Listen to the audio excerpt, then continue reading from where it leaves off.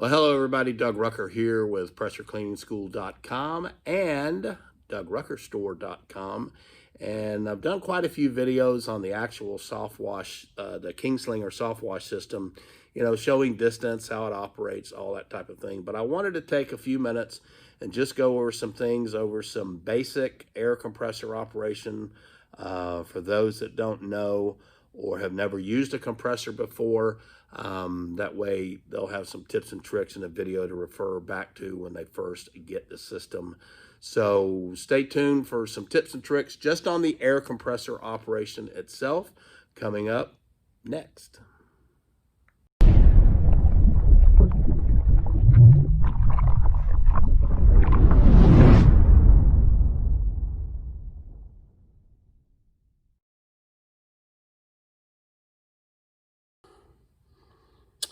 Okay guys, on this compressor, you've got a few little things here I'm going to go over, and I'm going to try to do them kind of in segments and kind of break them down. But this piece here is called the unloader valve, and this kind of controls the pressure going to the tanks, from the tanks to whatever tool that you're using. And basically what you want to do is when you're starting the machine, always make sure this is up. And then once the machine has started, you want to take and turn this thing down, turn the little thing down so that it'll start building up pressure. If it's in the up position, then it's not going to build pressure, and it's just going to remain at idle, and it's just going to, the engine's just going to run. So the compressor part, the compressor pump, which is over here, is not actually going to pump air and send it into the barrels. So this is one of the things that you also have to do. Let's say you've been running the machine, you shut it off for a minute, you come back and you want to start the machine. If this is down and you go to pull on this, it's going to be hard to pull to start it. So you want to make sure that you just turn that thing up, start it, and then put it back down, and the compressor will operate it. So that's called the unloader valve. And so anytime you're using the compressor and calling for air, this needs to be down. Anytime you're going to start it, make sure that it's up. So over here we have our gauges and where our hose hooks into the compressor. And that's a quick coupler, pretty similar to what's on a pressure washer. But you've got two different gauges here. This gauge is going to tell you what the pressure is actually in the barrels. This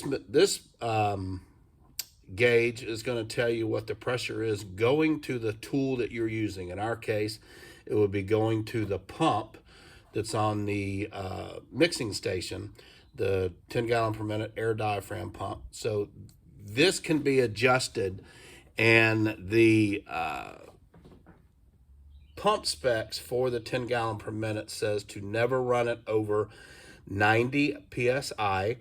FlowJet actually recommends 80, but the pump says it can handle 90 PSI. We run ours just right at 90.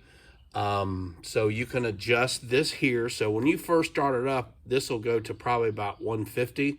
If this is sitting at 0 when you first get your compressor, then you need to adjust your pressure here up so that it'll go to about 90 PSI. And you'll see the gauge just kind of start moving up, and you can kind of dial it in.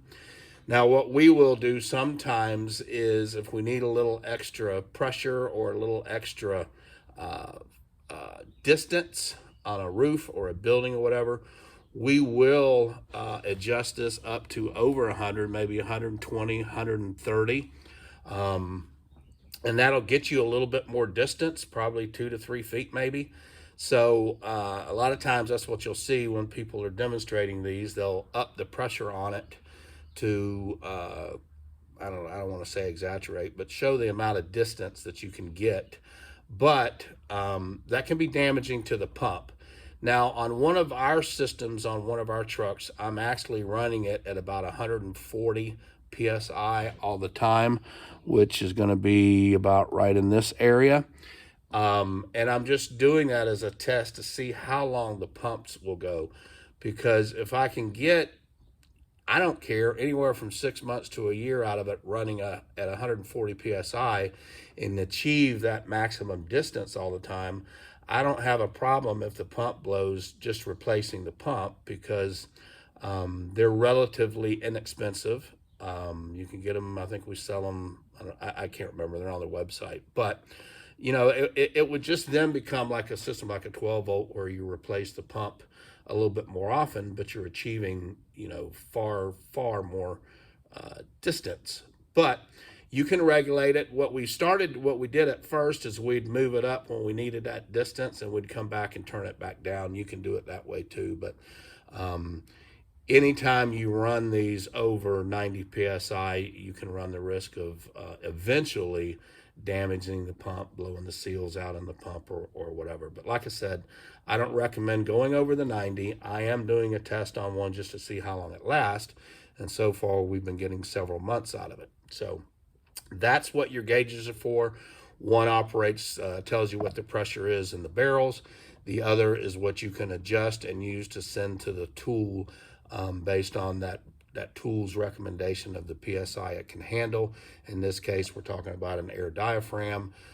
If you were to use some type of air tools for removing lug nuts or, you know, whatever, then that's what you adjust. You would adjust this gauge to whatever that tool is that you're using. So that's what the gauges are for. And then there's a pressure release valve here that you can relieve the pressure. I don't ever use this. This will also pop if your pressure gets to your PSI that you've got it set over here, and it will stop building up pressure. And then when you start using the tool, the compressor will start building pressure back up. So it's very common when you start spraying to see this to drop down, and then it'll start building back up as you're cleaning, and it'll pretty much maintain the pressure that you need to spray. So that is your gauges, your adjustment knob, and your pressure relief valve. Hey, as always, don't forget, if you're getting value out of this channel, be sure to hit that subscribe button and hit the bell so you get notifications every time I come out with a video. Thanks so much for watching. Most importantly, please leave a question, leave a comment if I can help you in any way. Just love helping you new guys getting started in this business. Thanks so much for watching, and here's more of the video. Another thing I want to show you on these pumps, these actually do have a little fuel pump on them. We've actually disconnected ours on one of our trailer rigs, and we've run a hose from here to our auxiliary tank so that we don't have to fill this gas tank up. We've got like a 17-gallon auxiliary tank on it, and so we've run our fuel hose from there to that tank, and we don't have to worry about running out of gas or stopping to fill it up, because it just continually feeds it. So that's an option that you do have with this compressor, is it does have a fuel pump, and you can run it to an auxiliary pump if you'd like to. So just one of those things to consider if you're building a rig. Make sure if you've got you're getting an auxiliary tank, that you have a port that you could possibly feed this along with any other pressure washing equipment or anything that needs fuel. That's just the absolute best way to go if you can. Having one auxiliary gas tank that feeds everything, then you don't have to carry around gas cans. You don't have to stop jobs to fill gas tanks, all that kind of thing. Okay, guys, on this part, just kind of go over the basic starting operations. You want to always make sure you've got gas in the fuel tank if that's what you're using. Also make sure that you have oil in the machine. The machine, when you get it brand new, does not have oil. I've talked before about the cheap oil 10W30 weight that it comes with, which is this oil. So when you get your compressor, that's the oil that you'll get. I strongly recommend using this oil. You can get this off of our website. It'll just help this machine last much longer, especially under the commercial usage that you're using it for. Just much better for the engine, and then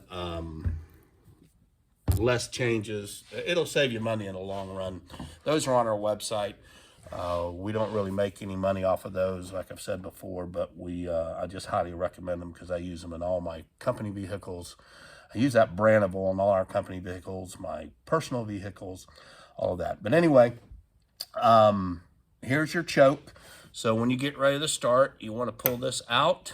You want to make sure your unloader valve is up, and then you're going to pull on your cord, and it should start pretty much the first or second time, especially if it's brand new. Once it's started and running, put your choke back in, pull your unloader valve down, and you'll hear it start cycling and building up pressure. And you can also watch your gauges over there. Like I said before, make sure the one that you can adjust is climbing and going up the gauge. If not, that means it's turned all the way down, and you need to adjust it up to about 90 PSI. So when you get ready to stop the engine, you just come over here to the stop where it says put your finger on, and just push it down and hold it until the machine completely stops. So let's say you do that on a job, like I said before, and you get ready to start this machine. If it's got pressure built up on your gauges, then this is going to be hard to start. So you want to pull your unloader valve up, start it, get it running, and then push it back down. And so that's basically your starting and beginning operating procedures. There's one other important thing I want to talk to you about when you start up, coming up next. Okay guys, another thing that I want to talk about is at the bottom of the barrels, you'll have these two relief valves that you can unscrew. And it's a good habit to get into when you first start the machine, before every job, when you first get it. Always just unscrew these a little bit when you start it. Air will start coming out. It will also push water out of the barrel tanks. That's one of the issues that can cause stalling, is not emptying these on a regular basis. It's also a huge safety issue. So just make sure, once a day, twice a day, whenever you start it, that you bleed all the moisture out of both tanks. There's one of these on this side, and there's one on this side. And so just unloosen them both, let it run for a little bit. If you see it coming out at high pressure, you want to get it to the point where it's also going to just kind of run out very, under very low pressure, almost like dripping. So sometimes we have to turn the unloader valve up so it's not building up pressure, and it can start releasing all of the water out. So if it's under full pressure, that means the water in there is not completely getting drained out, and so sometimes you have to unloosen it all the way. You can't really take these off, so you can unscrew it all the way if you want to. You could take the whole thing off here if you want to, but you don't have to worry about unscrewing these too far. So that's how you drain the tanks, and you want to make sure you just, like I said, get in the habit of doing that every time. I do it, try to do it, remember to do it before I start it up. Like I said, just unloosen them a little bit, and that way it's just a habit and a process that we get into. But you can do it once it's started too, if you want to. We also have a drain kit that we have on our website where you can hook both of these together. I'll show a picture of it. I did it in the previous video about Kingslinger, the pump station operation and all that kind of stuff. I showed it in that one, but I'll get a picture of it, maybe use the same video and put it in here. That's what I'll do. But it's a plumbing kit that we can hook both of those together and run it out to one little valve so that you can turn it and drain both of them at the same time. And it's kind of much easier, especially if this is, sitting in a trailer and it's in a tight space or whatever, and it's hard to get to. It just makes it a whole lot easier. So very, very important. Make sure that you're draining these tanks, both of these tanks, on a consistent, every day, before every job type basis. Okay guys, another quick tip. On these compressors, you have these barrels, and they're going to get condensation and water in them. And it's very important to keep these drained frequently. These come with twist valves that you can get in there and twist them. But we have a kit that you can change that if you want to, like I've done mine. And you can run both of the drains to this little T, and into it I have a little switch, a little valve that you can turn, and it'll drain both of those tanks at the same time. So it's very important to do this at the start of every job, and if you're using it during a long period of the day, make sure that you're draining it even more. So that's actually a little spot you can see there. I had mine leaking when I first put it on, which is pretty normal for me, but it was only one leak, so that was good. But got it all fixed. So anyway, we've got these plumbing kits available too, or you can go to Home Depot or whatever and try to figure out the parts yourself if you want. Not a big deal. So, but it is very important that you keep the water drained out of the barrel tanks, and it's just so much easier, I've found, having it. And the last couple of builds that we did for customers, trailer builds or truck builds or whatever, this is what we started doing, and makes it really easy, because then all that stuff, water isn't pouring out onto the trailer or inside of a trailer if it's an enclosed trailer, and we just have our water running below when it's discharging that rusty, ugly water, and dilute it down and push it so we're not staining a driveway or a road or anything like that. So got these available. If you want those, we'll get prices up on the website, and just makes it a whole lot easier.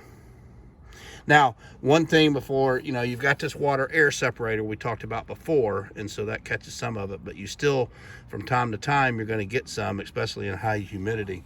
And that's what causes the stalling issues for any air diaphragm pump. So the more that you can maintain and keep water out of the barrels of the tank, the better it's going to be for your pump. The cool thing about these is both these pumps rarely ever stall at the same time. Usually it's just one, and they pick back up within about 5-7 seconds. So yeah, drain kit for your air compressor saves a lot of time.